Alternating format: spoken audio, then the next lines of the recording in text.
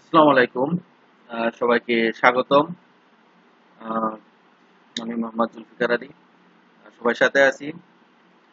আমার আজকের বিষয় 2026 সালের এসএসসি পরীক্ষার পুনর্বিন্যাসকৃত পাঠ্যসূচি। বিষয় হলো জীববিজ্ঞান, বিষয় কোড 138।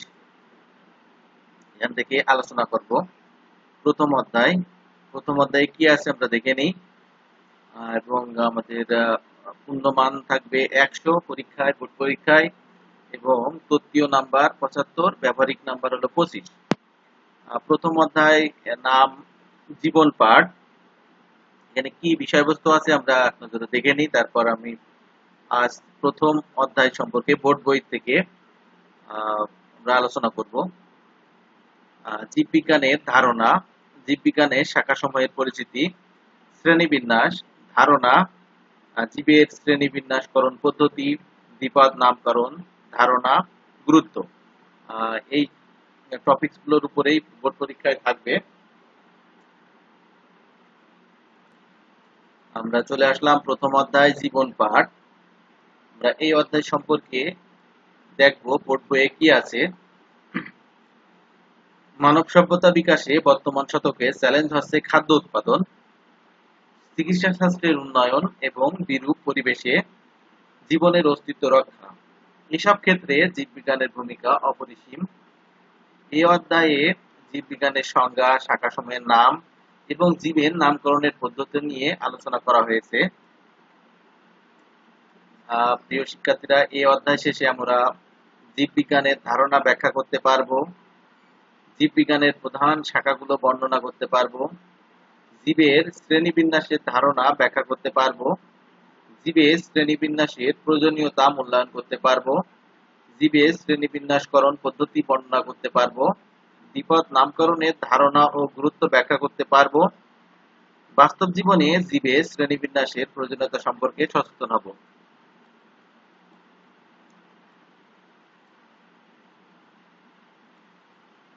জীববিজ্ঞানের ধারণা। আমরা ছোটবেলা থেকে শুনে এসেছি যে যাদের জীবন আছে তারা জীব, আর যেসব জিনিসের জীবন নেই সেগুলো হলো জড়। মোটা দাগে বোঝার জন্য বিশ্বের সব পদার্থকে এরকম দুটি ভাগে ভাগ করা যেতে পারে, কিন্তু বিজ্ঞানের সূক্ষ্ম বিচারে কোথায় জড় অচেতনের শেষ আর কোথায় জীবনের শুরু তা অনেক সময়ই বলা মুশকিল। আসলে জীবনের ভিত্তিমূলে কাজ করে পদার্থবিজ্ঞান এবং রসায়নের সেই একই নিয়ম, যা কিনা জড়জগৎকেও নিয়ন্ত্রণ করে। তাই জীবজগৎকে বুঝতে হলে ভৌতবিজ্ঞান তথা পদার্থবিজ্ঞান ও রসায়নের জ্ঞান জরুরি। কিন্তু এটা ভাবলে ভুল হবে যে ভৌতবিজ্ঞান জানলে আলাদা করে জীববিজ্ঞান পাঠ নিষ্প্রয়োজন। বরং জীবনকে ভাবা যেতে পারে অনেকগুলো জড়ের এমন এক জটিল সমাবেশ হিসেবে, যেখানে ওই জটিলতার কারণে নতুন কিছু গুণের উদ্ভব ঘটেছে। ঠিক যেমন হাইড্রোজেন আর অক্সিজেনের নির্দিষ্ট আনুপাতিক সংযোগে পানি তৈরি হয়, যার বৈশিষ্ট্য হাইড্রোজেন বা অক্সিজেন কোনোটার মতোই হয় না।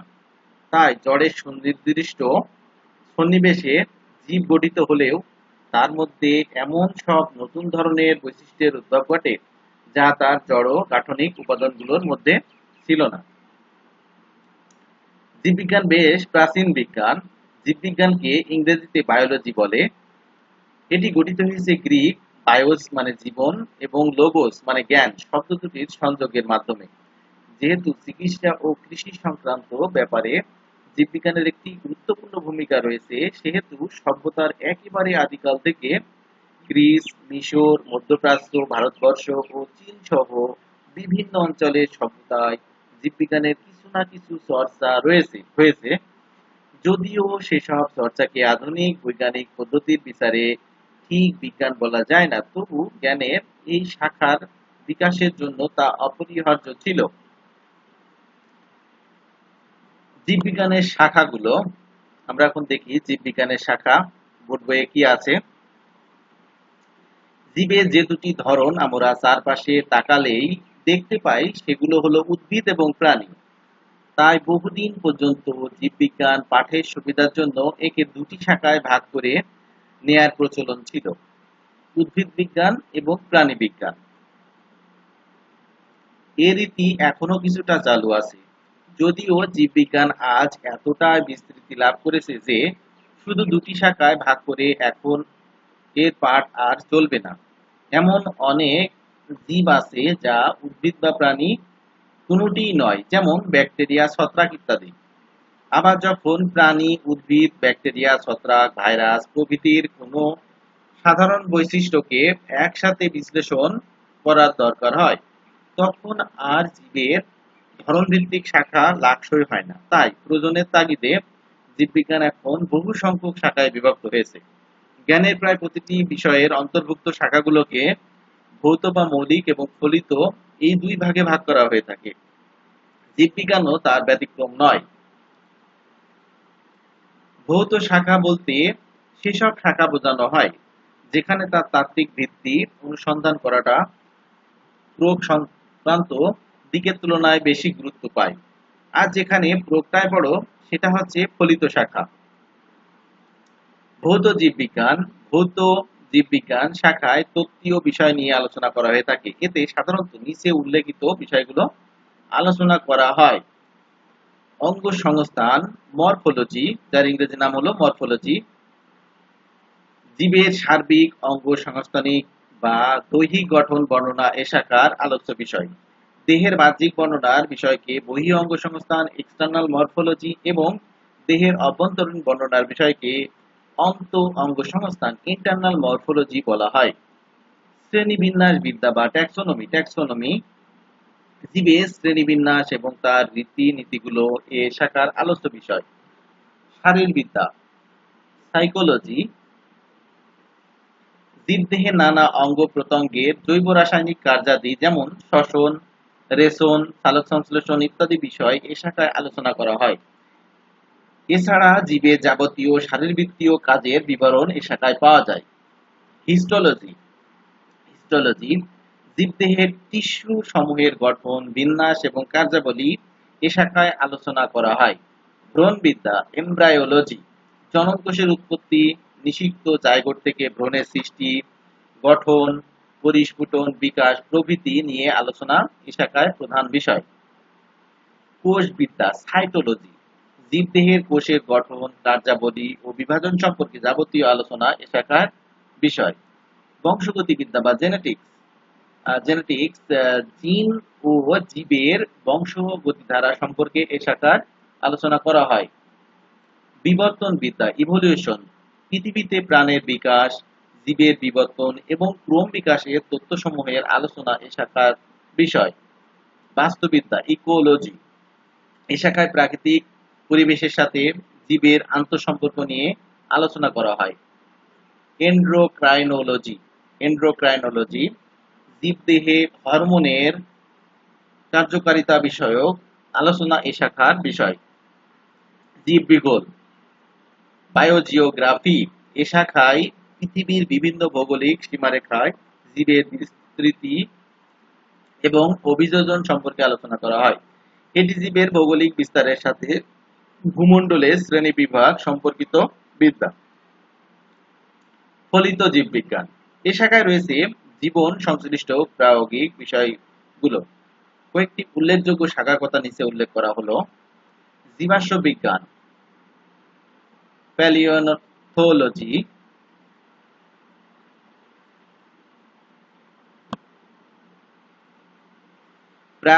প্রাগৈতিহাসিক জীবের বিবরণ এবং জীবাশ্ম সম্পর্কিত বিজ্ঞান। জীব পরিসংখ্যান বিদ্যা, বায়োস্ট্যাটিস্টিক্স জীব পরিসংখ্যান বিষয়ক বিজ্ঞান।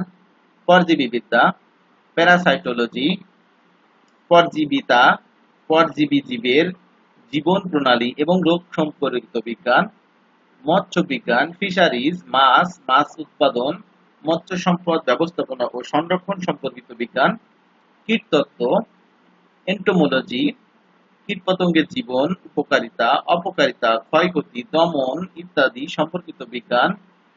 অণুজীব বিজ্ঞান, মাইক্রোবায়োলজি, ভাইরাস, ব্যাকটেরিয়া, আণুবৈজ্ঞানিক ছত্রাক এবং অন্যান্য অণুজীব সম্পর্কিত বিজ্ঞান। কৃষি বিজ্ঞান, এগ্রিকালচার, কৃষি বিষয়ক বিজ্ঞান। চিকিৎসা বিজ্ঞান, মেডিকেল সায়েন্স, মানবদেহ, রোগ, চিকিৎসা ইত্যাদি সম্পর্কিত বিজ্ঞান। জিন প্রযুক্তি, জেনেটিক ইঞ্জিনিয়ারিং, জিন প্রযুক্তি ও এর ব্যবহার সম্পর্কিত বিজ্ঞান। প্রাণ রসায়ন, বায়ো কেমিস্ট্রি, জীবের প্রাণ রাসায়নিক কার্য প্রণালী, রোগ ইত্যাদি সম্পর্কিত বিজ্ঞান। পরিবেশ বিজ্ঞান, এনভায়রনমেন্টাল সায়েন্স, পরিবেশ সম্পর্কিত বিজ্ঞান। সামুদ্রিক জীববিজ্ঞান, ম্যারিন বায়োলজি, সামুদ্রিক জীব সম্পর্কিত বিজ্ঞান। বন বিজ্ঞান, ফরেস্ট্রি, বন ও বন সম্পদ ব্যবস্থাপনা এবং সংরক্ষণ সম্পর্কিত বিজ্ঞান। জীব প্রযুক্তি, বায়োটেকনোলজি, মানব এবং পরিবেশের কল্যাণে জীব ব্যবহারের প্রযুক্তি সম্পর্কিত বিজ্ঞান। ফার্মেসি, ঔষধ শিল্প ও প্রযুক্তি বিষয়ক বিজ্ঞান। বন্য প্রাণীবিদ্যা, ওয়াইল্ড লাইফ, বন্য প্রাণী বিষয়ক বিজ্ঞান। বায়োইনফরমেটিক্স, কম্পিউটার প্রযুক্তি নির্ভর জীব বিজ্ঞান ভিত্তিক তথ্য, যেমন ক্যান্সার বিশ্লেষণ বিষয়ক বিজ্ঞান। একক কাজ, কাজটা দেখে নিই আমরা। কাজ কি? নিচের চিত্রটি দেখে কোনটি জীববিজ্ঞানের কোন শাখার অন্তর্ভুক্ত তার একটি তালিকা তৈরি করে শ্রেণীতে উপস্থাপন করো। ক্লাস চলাকালীন সময়ে এগুলো কাজ করে উপস্থাপন করতে হবে জীববিজ্ঞানের বিভিন্ন শাখার উদাহরণ।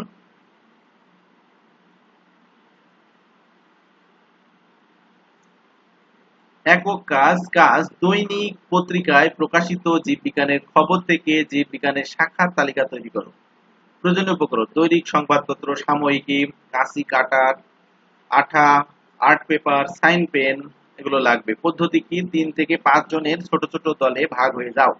প্রতিটি দল দৈনিক পত্রিকা বা সাময়িকী থেকে একটি করে খবর খুঁজে বের করবে যেখানে জীববিজ্ঞানের একাধিক শাখা সম্পৃক্ততা রয়েছে এবং সেই খবরের সাথে সংশ্লিষ্ট জীববিজ্ঞানের ভৌত এবং ফলিত শাখা তালিকা তৈরি করবে। তারপর আর্ট পেপারে খবরটির পেপার কাটিং আঠা দিয়ে লাগিয়ে তার পাশে বা নিচে সাইন পেন দিয়ে শাখাগুলো সেই তালিকা লিখে প্রদর্শন করবে। ঠিক আছে, তারপর আমরা দেখি জীবের শ্রেণী বিন্যাস। আজ পর্যন্ত বিভিন্ন উদ্ভিদের প্রায় 4 লক্ষ এবং প্রাণীর প্রায় 13 লক্ষ প্রজাতির নামকরণ ও বৈশিষ্ট্য বর্ণনা করা হয়েছে। তবে এই সংখ্যা চূড়ান্ত নয়, কেননা প্রায় প্রতিদিনই আরো নতুন নতুন প্রজাতির বর্ণনা সংযুক্ত হচ্ছে। অনুমান করা হয় ভবিষ্যতে সব জীবের বর্ণনা শেষ হলে, যদি সত্যি কখনো শেষ করা যায়, এর সংখ্যা দাঁড়াবে প্রায় 1 কোটিতে। জানা, বোঝা এবং শেখার সুবিধার জন্য এই অসংখ্য জীবকে সুষ্ঠুভাবে বিন্যাস করা বা সাজানোর প্রয়োজন। জীব জগৎকে একটি স্বাভাবিক নিয়মে শ্রেণীবিন্যাস করার প্রয়োজনীয়তা অবশ্য অনেক আগে থেকেই প্রকৃতিবিদগণ অনুভব করেছিলেন। সেই প্রয়োজনের তাগিদেই জীববিজ্ঞানের একটি স্বতন্ত্র শাখা গড়ে উঠেছে, যার নাম ট্যাক্সোনমি বা শ্রেণীবিন্যাসবিদ্যা। শ্রেণীবিন্যাসের লক্ষ্য মূলত একটাই, তা হচ্ছে এই বিশাল এবং বৈচিত্র্যময় জীবজগৎকে সহজভাবে, অল্প পরিশ্রমে এবং অল্প সময়ে সঠিকভাবে জানা। শ্রেণীবিন্যাসে উল্লেখযোগ্য অবদান রেখেছেন কে? সুইডিশ প্রকৃতিবিদ ক্যারোলাস লিনিয়াস। 1707 সালে জন্ম, 1778 সালে মৃত্যু।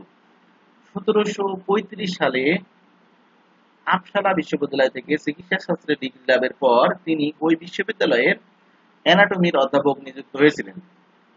বিভিন্ন ধরনের উদ্ভিদ, বিশেষ করে ফুল সংগ্রহ আর জীবের শ্রেণীবিন্যাসে তার অনেক আগ্রহ ছিল।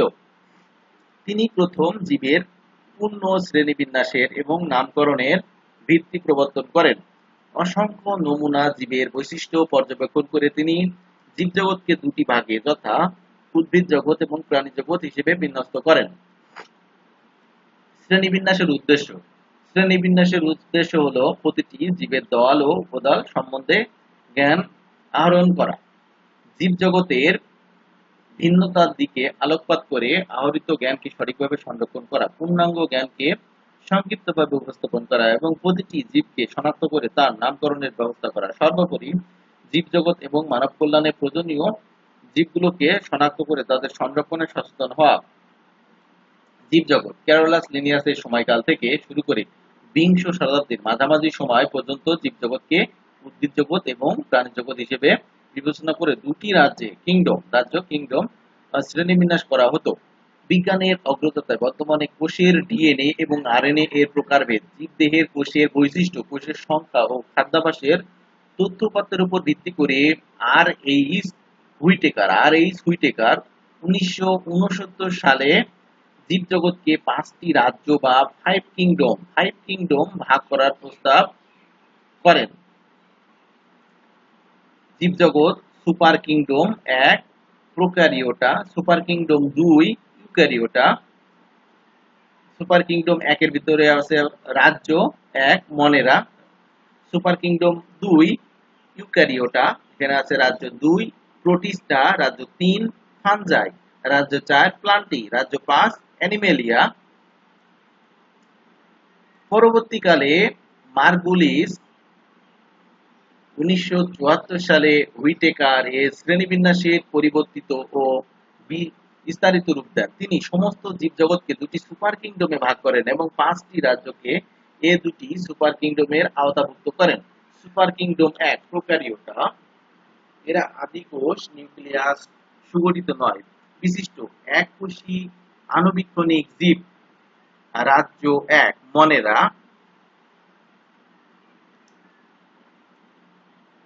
মনেরা চিত্র দেখি আমরা। ব্যাকটেরিয়া, এটা হলো ব্যাকটেরিয়া চিত্র, এবং 2 নম্বর হলো 6 নম্বর হলো নোস্টক, নীলাভ সবুজ শৈবাল এর চিত্র। এটা হলো কি নোস্টক বা নীলাভ সবুজ শৈবাল, এবং এটা হলো ব্যাকটেরিয়া। মনেরা বৈশিষ্ট্য কি? এরা এককোষী। ফিলামেন্টাস, একটির পর একটি কোষ লম্বালম্বিভাবে যুক্ত হয়ে ফিলামেন্ট গঠন করে। কলোনিয়াল, কোষে ক্রোমাটিন বস্তু থাকে কিন্তু নিউক্লিওলাস ও নিউক্লিয়ার পর্দা নেই। এদের কোষে প্লাস্টিড, মাইটোকন্ড্রিয়া, এন্ডোপ্লাজমিক জালিকা ইত্যাদি নেই, কিন্তু রাইবোজোম আছে। কোষ বিভাজন দ্বিবিভাজন প্রক্রিয়ায় সম্পূর্ণ হয়, প্রধানত শ্বসন পদ্ধতিতে খাদ্য গ্রহণ করে, তবে কেউ কেউ ফটোসিনথেসিস বা সালোকসংশ্লেষণ পদ্ধতিতে খাদ্য প্রস্তুত করে। উদাহরণ কি? নীলাভ সবুজ শৈবাল এবং ব্যাকটেরিয়া। সুপার কিংডম 2, এটা হলো ইউক্যারিওটা, আগেরটা কি ছিল? প্রোক্যারিওটা, আদিকোষ, নিউক্লিয়াস সুগঠিত নয়, এককোষী আণুবীক্ষণিক জীব। এবার হলো সুপার কিংডম 2 ইউক্যারিওটা, এরা প্রকৃত কোষ, নিউক্লিয়াস সুগঠিত বিশিষ্ট এককোষী বা বহুকোষী জীব। এরা এককভাবে অথবা কলোনি আকারে দলবদ্ধভাবে বসবাস করে। এটা হলো সুপার কিংডম 2। এবারে এর অন্তর্ভুক্ত রাজ্য 2 প্রোটিস্টা, অ্যামিবা, দেখো অ্যামিবার চিত্র এটা, এবং ডায়াটম, এটা হলো ডায়াটমের চিত্র। এককোষী শৈবাল, এটা হলো ডায়াটম। রাজ্য 2 প্রোটিস্টা দেখি আমরা। বৈশিষ্ট্য কি? এরা এককোষী বা বহুকোষী, একক বা কলোনিয়াল, দলবদ্ধ বা ফিলামেন্টাস এবং সুগঠিত নিউক্লিয়াস বিশিষ্ট। কোষে ক্রোমাটিন বস্তু নিউক্লিয়ার পর্দা দ্বারা পরিবৃত থাকে। এমন উদাহরণ করতে পারে অ্যামিবার একটা চিত্র দিয়ে এটার বৈশিষ্ট্য লিখতে দিতে পারে, এগুলো বৈশিষ্ট্য থাকবে।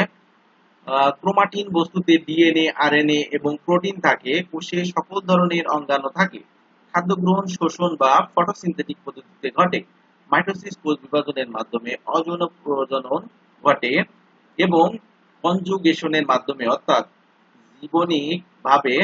জৈবনিকভাবে ভিন্ন কিন্তু গঠনগতভাবে এক, এরূপ দুটি গ্যামেটের মিলনের মাধ্যমে যৌন প্রজনন ঘটে। কোনো ভ্রূণ গঠিত হয় না। উদাহরণ কি? অ্যামিবা, প্যারামেসিয়াম, এককোষী ও বহুকোষী শৈবাল। এটা হলো কি প্রোটিস্টার উদাহরণ। অ্যামিবা, ডায়াটম, দুটো চিত্র। এরপরে আছে কি? রাজ্য 3 ফানজাই। আমরা একটা ছক দেখছিলাম, সেই ছকের থেকেই রাজ্য 3 ফানজাই। ফানজাই কি কি আছে দেখি আমরা। এখানে চিত্র দেওয়া আছে। ক পেনিসিলিয়াম, এটা হলো পেনিসিলিয়াম, এবং খ মাশরুম, ব্যাঙের ছাতা, যেটা আমরা দেখে থাকি, এটা হলো মাশরুম। ফানজাই, এগুলো হলো ফানজাই, এর নাম হলো ফানজাই। বৈশিষ্ট্য কি? অধিকাংশই স্থলজ, মৃতজীবী বা পরজীবী। দেহ এককোষী অথবা মাইসেলিয়াম, সরু সুতার মতো অংশ দিয়ে গঠিত। এগুলো নিউক্লিয়াস সুগঠিত। কোষ প্রাচীর কাইটিন বস্তু দিয়ে গঠিত। খাদ্য গ্রহণ শোষণ পদ্ধতিতে ঘটে। ক্লোরোপ্লাস্ট অনুপস্থিত। ক্লোরোপ্লাস্ট নাই, কিন্তু পেনিসিলিয়াম মাশরুমে ক্লোরোপ্লাস্ট থাকে না। হ্যাপ্লয়েড স্পোর দিয়ে বংশবৃদ্ধি ঘটে। উদাহরণ হলো east Penicillium mushroom. East Penicillium mushroom fungi. উদাহরণ হলো ইস্ট পেনিসিলিয়াম মাশরুম। রাজ্য 4 প্লান্টি। প্লান্টি দেখি আমরা কাঁঠাল গাছ, আবৃতজীবী একটা উদ্ভিদ। আবৃতজীবী একটা উদ্ভিদ কাঁঠাল গাছ। উদাহরণ হলো প্লান্টি। প্লান্টি দেখি আমরা বৈশিষ্ট্য কি? এরা প্রকৃত নিউক্লিয়াস যুক্ত সালোক সংশ্লেষণকারী উদ্ভিদ। এদের দেহে উন্নত টিস্যুতন্ত্র বিদ্যমান। এদের ভ্রূণ সৃষ্টি হয় এবং তা থেকে ডিপ্লয়েড পর্যায় শুরু হয়। প্রধানত স্থলজ, তবে অসংখ্য জলজ প্রজাতি আছে। এদের যৌনজনন অ্যানাইসোগ্যামাস অর্থাৎ আকার আকৃতি অথবা শারীরবৃত্তীয় পার্থক্য বিশিষ্ট ভিন্নধর্মী দুটি গ্যামেটের মিলনের মাধ্যমে যৌনজনন সম্পন্ন হয়। এরা আর্কিগোনিয়েট অর্থাৎ আর্কিগোনিয়াম বা স্ত্রীজনন অঙ্গবিশিষ্ট উদ্ভিদ। এরা সপুষ্পক। উদাহরণ হলো কি? উন্নত সবুজ উদ্ভিদ। প্লান্টির বিভাগগুলো ছকের মাধ্যমে দেখানো। এর আবার বিভিন্ন শ্রেণীবিন্যাস আছে। আমরা দেখি প্লান্টি ব্রায়োফাইটা, ব্রায়োফাইটা এবং ট্রাকিওফাইটা। ব্রায়োফাইটা কি? পানি সংবহন তন্ত্রবিহীন উদ্ভিদ, যেমন মশবর্গীয় উদ্ভিদ। এটা হলো ব্রায়োফাইটা, পানি সংবহন তন্ত্রবিহীন উদ্ভিদ। এবং আরেকটা আছে 2 নম্বর ট্রাকিওফাইটা, পানি সংবহন তন্ত্র বিশিষ্ট উদ্ভিদ। এগুলো আবার 3 ভাগে ভাগ করেছে: ফার্নবর্গীয় উদ্ভিদ, লগ্নবীজী উদ্ভিদ এবং আবৃতবীজী উদ্ভিদ। রাজ্য 5 অ্যানিমেলিয়া, একটা চিত্র রয়্যাল বেঙ্গল টাইগার। বৈশিষ্ট্য কি? এরা নিউক্লিয়াস বিশিষ্ট ও বহুকোষী প্রাণী।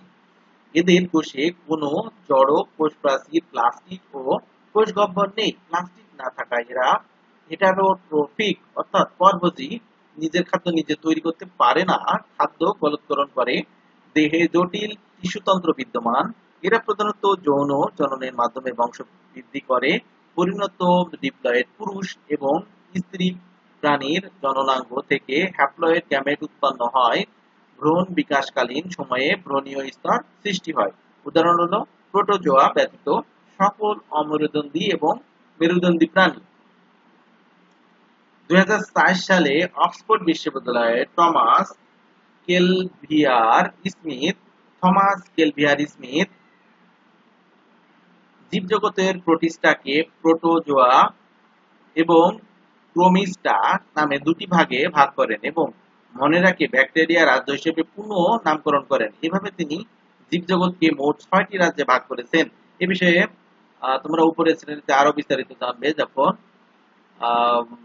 কলেজে উঠবে। তখন এখানে বিভিন্ন রাজ্যের প্রাণীগুলোর যে বৈশিষ্ট্য সময়ের কথা উল্লেখ করা হয়েছে ধীরে ধীরে পরিচিত হবে। ঠিক আছে, আমরা শ্রেণীবিন্যাসের বিভিন্ন ধাপ দেখি এখন। শ্রেণীবিন্যাসের প্রতিটি ধাপে তার আগের ধাপের বৈশিষ্ট্যগুলোর সাথে নতুন কিছু বৈশিষ্ট্য যোগ হয়। যত উপরের ধাপ তার অন্তর্ভুক্ত বৈশিষ্ট্যের সংখ্যা তত কম এবং অন্তর্ভুক্ত জীবের সংখ্যা তত বেশি। আবার যত নিচের ধাপ তার অন্তর্ভুক্ত বৈশিষ্ট্যের সংখ্যা তত বেশি এবং অন্তর্ভুক্ত জীবের সংখ্যা তত কম। একটি জীবকে প্রজাতি পর্যায়ে বিন্যাসে মূলত আন্তর্জাতিক কোড চিহ্নিত 7টি ধাপ আছে। দেখি আমরা ধাপগুলো কি: রাজ্য, কিংডম, তারপর আছে কি পর্ব, ফাইলাম বা বিভাগ, ডিভিশন, একটা দেশের মতো এটা শ্রেণী, তারপর ক্লাস, বর্গ, অর্ডার, গোত্র, ফ্যামিলি, গণ, জেনাস, প্রজাতি, স্পিসিস। একটা দেশ, তারপরে বিভাগ, তারপরে জেলা, উপজেলা, এইভাবে আস্তে আস্তে একটা গ্রাম পর্যায়ে চলে আসবে। রাজ্য, কিংডম, পর্ব, বিভাগ, তারপর আছে শ্রেণী, তারপর বর্গ, গোত্র, গণ, প্রজাতি। মনে রাখতে হবে আমাদের এইভাবে: রাজ্য, পর্ব, শ্রেণী, বর্গ, গোত্র, গণ, প্রজাতি। Kingdom, phylum, class, order, family, genus, species. উপরের ধাপ যেন বড় একটা সেট আর তার নিচের ধাপ হলো তার উপসেট। রাজ্যের উপসেট হলো পর্ব, পর্বের উপসেট হলো শ্রেণী, শ্রেণীর উপসেট হলো বর্গ ইত্যাদি। একটা আর একটা অন্তর্ভুক্ত থাকে, এটাই বুঝতে চেয়েছে। শ্রেণীবিন্যাসের এই পদ্ধতিকে বলে নেস্টেড হায়ারার্কি। নেস্টেড হায়ারার্কি অনেক সময় পুনরাবৃত্তি এড়ানোর জন্য আগের ধাপে যেসব বৈশিষ্ট্য পরের ধাপেও থাকে সেগুলো উজ্জ্বল রাখা হয়।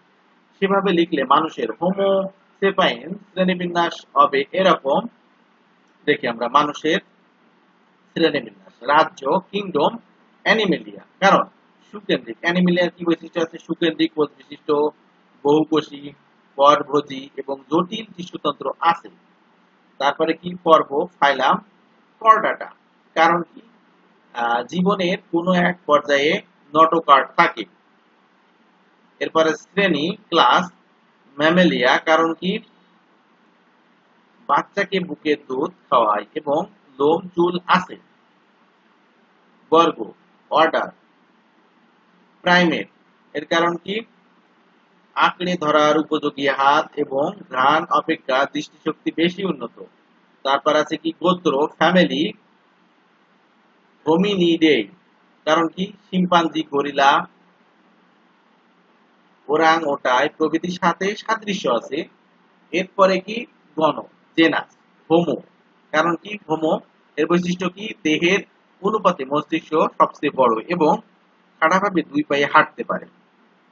তারপরে প্রজাতি, হোমো সেপাইন্স। কারণ কি? চওড়া এবং খাড়া কপাল, খুলির হাড়। হোমো গণের অন্য প্রজাতির তুলনায় পাতলা এবং বুদ্ধিবৃত্তিকভাবে উন্নত। স্পেসিফিক বৈশিষ্ট্য এটা। আর এগুলো কিন্তু আস্তে আস্তে উপরের দিকে সব একই ধরনের বৈশিষ্ট্য হতে থেকেছে। তাহলে আমরা কি? কোন প্রজাতিকে শ্রেণীবিন্যাসের কোন ধাপে কেন অন্তর্ভুক্ত করা হলো তার কারণগুলো জীববিজ্ঞানের শিক্ষার্থী হিসেবে জেনে নিতে হয়। কারণ কোন একটা প্রজাতির শ্রেণীবিন্যাস লেখার সবচেয়ে প্রচলিত রীতি এটা, যেখানে আলাদা করে কারণগুলো লেখা হয় না। দ্বিপদ নামকরণ পদ্ধতি।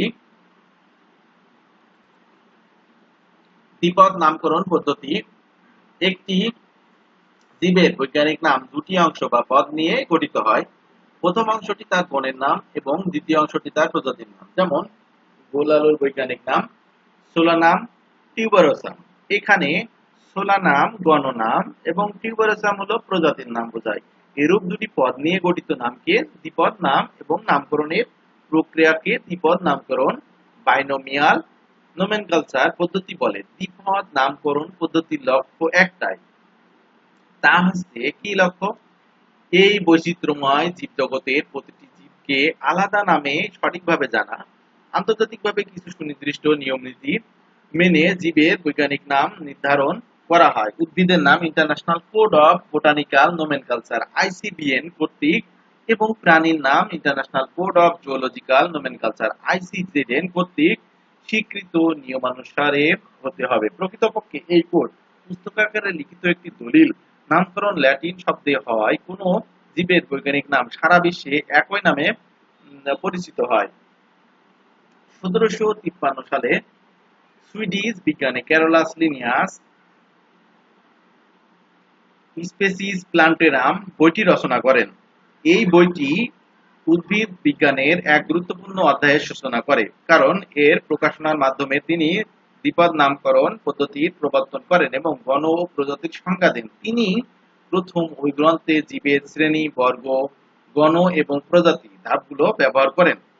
লিনিয়াসের এই দ্বিপদ নামকরণ পদ্ধতি নিঃসন্দেহে একটি চমৎকার উদ্ভাবন। এই পদ্ধতি অনুযায়ী প্রতিটি জীবের নামকরণ ল্যাটিন ভাষায় কিংবা ল্যাটিন ভাষার মতো করে উপস্থাপন করতে হবে। তরুণ প্রাণীবিজ্ঞানী সাজিদ আলী হাওলাদার সম্প্রতি নতুন প্রজাতির এক ব্যাঙ আবিষ্কার করেছেন, যা কেবল ঢাকায় পাওয়া যায়। ব্যাঙটির বৈজ্ঞানিক নামকরণ হচ্ছে জ্যাকারানা ঢাকা। ঢাকা বিশ্ববিদ্যালয়ের প্রাণীবিদ্যা বিভাগের প্রতিষ্ঠাতা কাজী জাকের হোসেনের প্রতি সম্মান দেখিয়ে এই গণের নাম জাকেরানা রাখা হয়েছে। বি বৈজ্ঞানিক নামে দুটি অংশ থাকবে, প্রথম অংশটি গণনাম এবং দ্বিতীয় অংশটি প্রজাতি নাম। যেমন ল্যাবিও রোহিতা, এটি রুই মাছের বৈজ্ঞানিক নাম। এখানে ল্যাবিও, গণ এবং রোহিটা প্রজাতিক পদ।